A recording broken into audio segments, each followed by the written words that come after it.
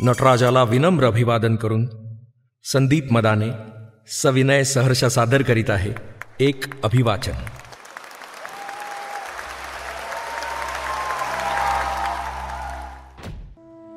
मी Sandeep मदाने. व्यवसायानं business consultant असलो तरी मनाच्या गाभाऱ्यात मात्र नाटक साहित्य खोलवर रुजलंय. मग डोक्यात एक कल्पना आली. साधी शॅम्पूची बॉटल घेण्याआधी आपण नाही का सॅशे वापरून पाहत, अगदी त्याच धर्तीवर आपणही सॅशे बनवायचे साहित्यातील कलाकृतींचे. थोडक्यात पण महत्वाचं आणि आशय सांगणारे.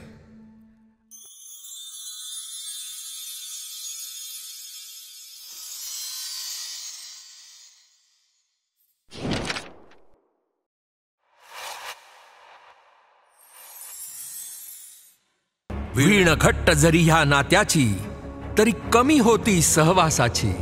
काय चालती त्या नियतीची, कधी अफवांचा धुराळा कधी खोट्यांचा गोतावळा. उत्तुंग पित्याचा हा छावा षडयंत्रांना थेट भिडला. आम्ही गैरवागलो. युवराजनी देसायांना चौकशी विना बंदीखान्यात डांबणारे अण्णाजी गैरवागले नाहीत. वसुलीसाठी कुळांना तापलेल्या सांडसानं डाग देणारे सुभेदार गैरवागले नाहीत. गडाचे दरवाजे आम्हाला बंद होतील अशी तंबी देणाऱ्या सोयरामासाहेब गैर बोलल्या नाहीत. तरीही आमची अटकळ होती की अलम दुनियेनं आमच्या विरुद्ध आकाश पाताळ एक केलं तरी आबासाहेब आम्हाला पोटाशी धरतील, पहाडासारखे पाठीशी उभे राहतील. पण प्रत्येक वेळी आमचा जटायू होतो. प्रत्येक वेळी आम्ही पंख पसरवू पाहतो आणि कोणी ना कोणी येऊन आमचे पंख छाटून टाकतो. आणि आमच्या नशिबी असतं ते खुरडणं. येसू या सगळ्यात आमचा दोष तरी काय? आम्ही युवराज म्हणून जन्मलो हा आमचा दोष? आम्ही आई विना वाढलो हा आमचा दोष? आऊसाहेब आम्हाला सोडून गेल्या हा आमचा दोष? की आम्हाला जे वाटतं की आबासाहेबांच्या पावलावर पाऊल टाकून पुढे चालावं हा आमचा दोष? आजही आग्र्याहून सुटकेच्या प्रसंगाची याद आली की रक्त जळू लागतं, मस्तक फिरू लागतं, पोटात आतडी तटा तुटू लागतात. एक 8 वर्षाचं कोळ पोर महाराजांच्या पाठोपाठ रानावनातून उन्हातानातून दिवस रात्र पळताना अजून डोळ्यासमोर स्पष्ट दिसतंय. अंगात ज्वर भरला, पायाला टरटरून फोड आले तरी हू की चू नाही. अपरात्री मथुरेच्या एका ब्राह्मणाच्या घरात मुक्काम पडला. तेव्हा निराजीपंत सल्ला देतात, महाराज सही सलामत सुटायचं असेल तर युवराजांना इथंच माग सोडून दौड केली पाहिजे. युवराजनी आत माझ घरात ग्लानी येऊन तळमळत पडलेला पोर ते शब्द ऐकतो आणि धडपडत तस्सा उठून बाहेर येतो.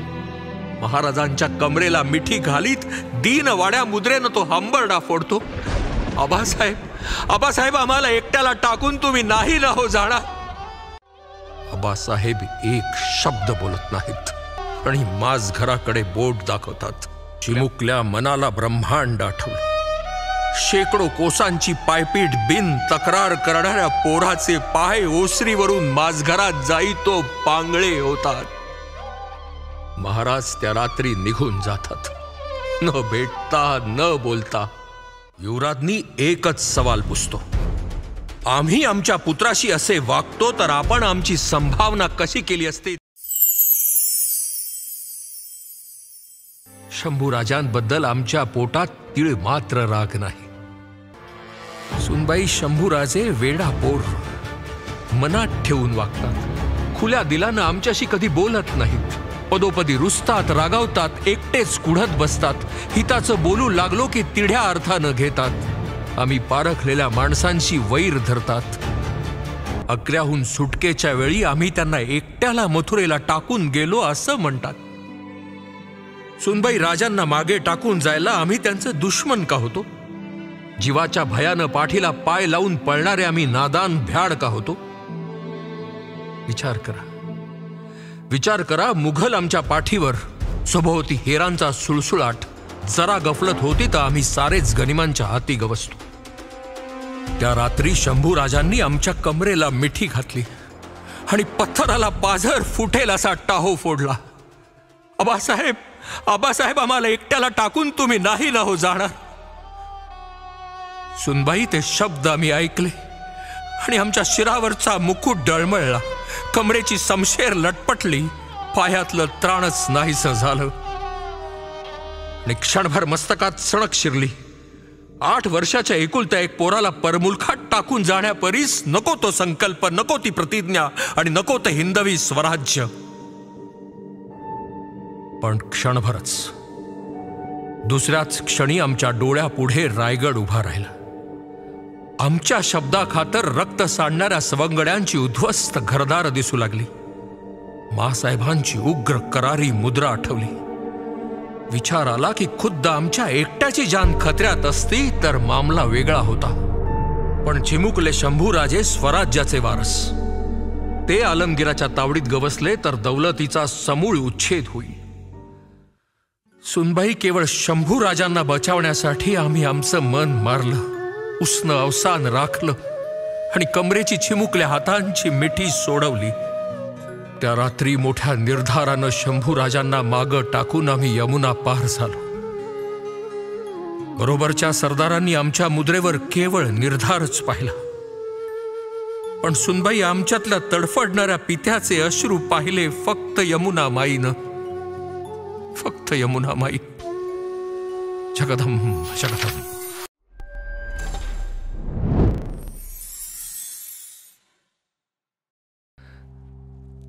रूपा त्या दिवशी भेटली आणि नाही. आयुष्याच्या शेवटच्या क्षणापर्यंत मला शरम वाटावी असा तो प्रसंग होता. त्या छोट्याशा स्टेशनवर गाडी 2 मिनिटंच थांबणार होती. रात्री 1:30च्या सुमारास. रात्र वादळाची, तुफान पावसाची होती. गाडी स्टेशनमध्ये थांबली तेव्हा पाऊस आभाळ फुटल्यासारखा कोसळत होता. विजांचे लोह कडकडत होते. गाडी थांबली. मी बाहेर बघितलं. त्या भकास निर्जन फलाटावर रूपा एकटी धावत होती. एका डब्यापासून दुसऱ्या डब्याकडे ओली चिंब, पावसाच्या धारा, विजांचे जाळ अंगावर घेत धावत सुटलेली, प्राणांचा शोध घेत असलेल्या शरीरासारखी. सतीश बाबू, सतीश बाबू अशा हाका भरत होती ती. पाहत होतो पण एकदम काय झालं माझं मलाच कळालं नाही. माझ्या मनात एक विषारी विचार सापासारखा सळसळत शिरला की आपण तिला भेटूच नाही. फलाटावर धावणारं ते ओलं चिंब, वादळ वेड पिसाट पाहून माझ्या मनात सळ घुसला. हे इतकं असं मी मागितलेलं नाहीये. मला नकोय ते. अरे, झाडावर एखादं हातालगतचं फळ काढण्यासाठी सहज फांदी ओढावी आणि सगळं झाडच उन्मळून अंगावर पडावं, असं काहीतरी होतंय. आकाशात नव्यानं पंख पसरणाऱ्या पक्षाला धरण्यासाठी एक पिंजरा सैरावेरा धावत होता. मला नको होता तो. पिशाच्य पाहणाऱ्या माणसासारखा मी खिडकीतनं एकदम मागे सरकलो. खूप मागे. कदाचित अर्धाच क्षण तिची माझी नजर भेट झाली. तिची ती दृष्टी आठवली की आजही अंगावर शहार आहे तो.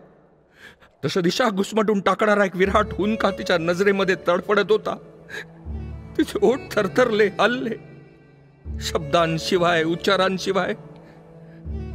आणि पाठीशी असलेल्या पांढऱ्या भिताडावर ती कोसळून पडली, शरीर हरवलेल्या सावलीसारखी. मी आतुर होईन मासोळी, दडेन दर्याच्या तळी. तिथे तू कैसा येशील र, तुझी माझी भेट कैशी. मग मी होईन भोया ग, दर्यात टाकीन जाळे ग. जाळ्यात तुझला पकडीन ग, तिथे मी तुझला भेटीन ग. तिथे मी तुझला भेटीन ग. रूपा, रूपा.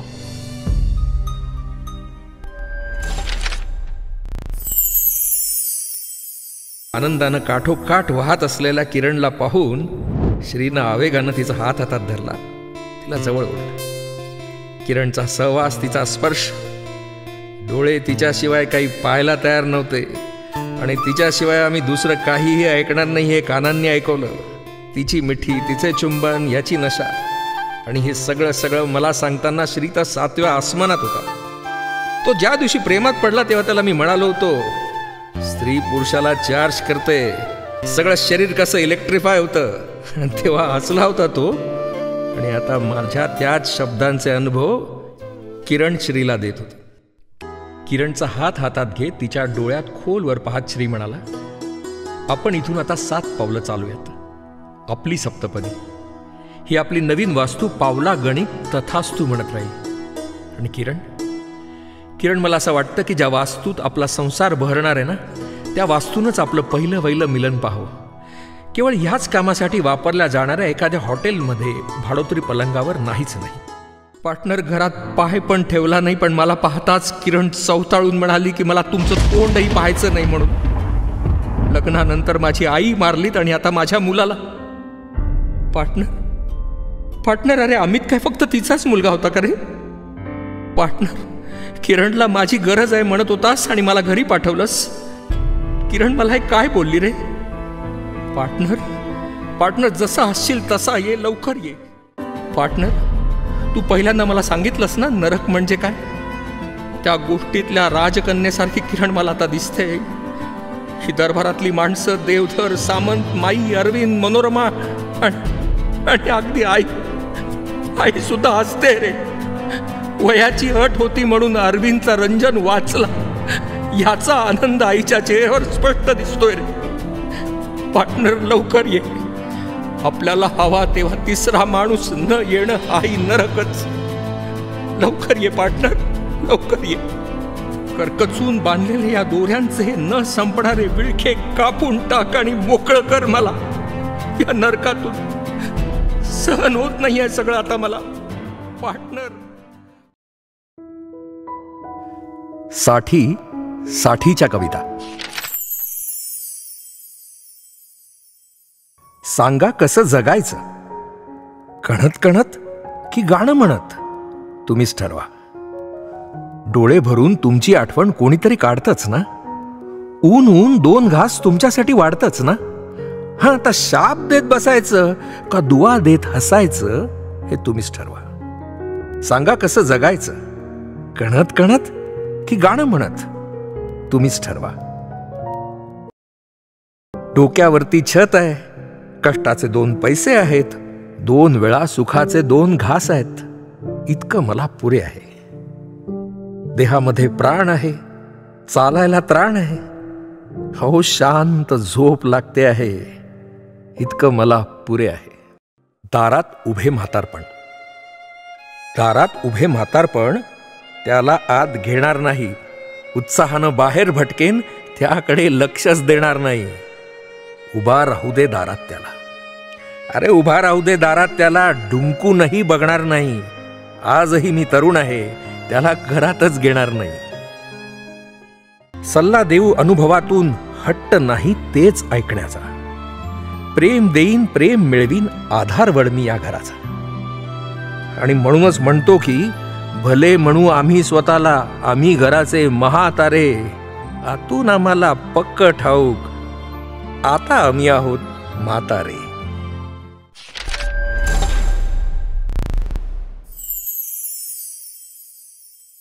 कैकेयीमुळे रामाला वनवास घडणं ही घटना मला विचार करायला प्रवृत्त करते. अगदी आजच्या मीडियाच्या भाषेत बोलायचं झालं तर मंथरा दासीच्या कान भरण्याने कैकेयीने रामाला वनवासात पाठवलं. मग ह्या सगळ्यात मंथरेचं नाव कसं गोवलं गेलं असेल? और या सगळ्यात मंथरेच्या कॅरेक्टरला अधिक डार्क केलं गेलं नसेल? बघा, हा प्रसंग आजच्या काळाला रिलेट केला तर मला असं वाटतं की जेव्हा एखादा स्कॅन्डल किंवा एखादा मोठा घोटाळा उघडकीला येतो, तेव्हा थोरा मोठ्यांची त्यात नावं असतील तर काय होतं? सो कॉल्ड चौकशीच्या फेऱ्यांमध्ये छोट्या छोट्या प्यादांचा नाहक बळी दिला जातो आणि थोरा मोठ्यांना वाचवलं जातं. मंथरेच्या बाबतीत तसंच काहीसं घडलं किंवा घडवलं तर गेलं नसेल? माझ्या मुलाच्या नशिबात राजयोग का नाही?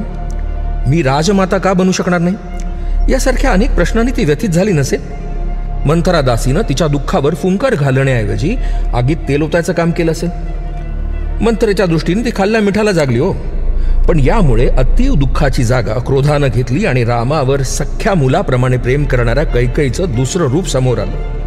And Kaikeyi's ruler instinct must have triggered. थोडा वेगळा पर्स्पेक्टिव्ह वाटतोय की नाही? विचार करा, कमेंट करून सुचवा, तुमची मतंही मांडा. हे बा, माझं काम आहे एक विचार तुमच्यासमोर मांडणं आणि त्या विचारांना प्रवृत्त करणं.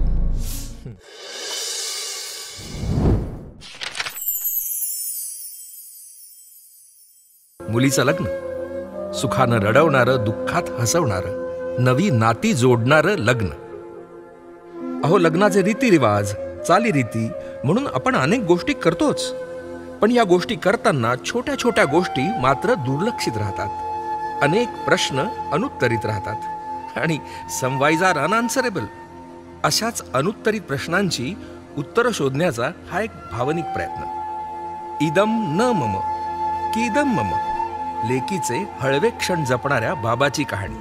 अरे, लग्न झाल्यावर मुलगी वेगळ्या घरात जाते, तिची आयडेंटिटीच बदलते. घरदार, आजूबाजूची माणसं, शहर, कदाचित देश सुद्धा बदललेला असतो. तिची सगळी दुनियाच बदलते रे. तिच्या मनात काय चालू असेल, तिच्या मनात ती केवढी न दिसणारी वादळ चालू असतील, हे कुठे सगळं आपण विचारात घेतो. ज्या गोष्टी माहेरी तिच्यासाठी गृहीत असतात, सासरी त्याच गोष्टी ती आता शोधत असते किंवा त्या गोष्टी होण्याच्या शक्यता, पॉसिबिलिटीज चेक करत असते. सायलीच्या कन्यादानाच्या वेळी आम्ही आवर्जून केलेली एक गोष्ट सांगतो. गुरुजींनी सांगितल्याप्रमाणे आम्ही इदम न मम म्हटलंच, पण पुढच्याच क्षणी त्या दोघांचे हात हातात घेऊन आम्ही दोघंही म्हणालो इदम मम. लेकीला देण्याऐवजी आम्ही लेकच मिळवला.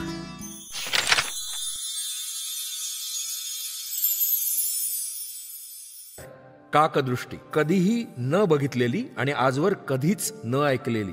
जिवंत माणसाच्या भावभावनांची कदर अजिबात करत नाही. तिथे मेलेल्यांच्या इच्छांचं काय विचार करणार. अरे, मी तर ऐकलंय की ही माणसं आता स्वतःच्या अंत्यसंस्काराची सोय सुद्धा जिवंतपणीच बुक करून ठेवतात. या लोकांचं हे सो कॉल्ड मॉडर्नायझेशन कुठल्या थराला जाईल याची कल्पनाही करवत नाही. मोबाईलमध्ये शूटिंग करताना बघितलं मी एका माणसाला. का तर म्हणे आठवण राहील. साला किती इनसेन्सिटिव्ह झाली ती माणसं. आणि ती स्मशानातली श्रद्धांजलीची भाषणं आईला डोकं पिकवतात. आपण निदान उडून तरी जाऊ शकतो रे. तिथं बसून राहणाऱ्या माणसांची कीव येते. उठून निघून पण जाता येत नाही त्यांना. आणि किती ते दुटप्पी बोलणं. आप मतलबी माणसाला मनमिळावू म्हणतात. एक कप चहा पाजला नसतो आयुष्यात कोणाला, पण भाषणात म्हणतात आतिथ्यशील होता. का खरी माणसं आहेत ना, मुळात तशी खूप चांगली आहेत रे. एक प्रसंग सांगतो तुला. काही दिवसापूर्वी आमच्या सोसायटीमध्ये एका शहीद जवानाचं पार्थिव घरी आणलं गेलं. हजारोंनी माणसं जमली होती. प्रत्येकाच्या चेहऱ्यावर खूप दुःख होतं रे. सगळे चांगले नसतात तसे सगळे वाईटही नसतात. आणि आपण कावळेही कधी कधी एकमेकात भांडतोच ना रे. हीच तर जगराटी आहे.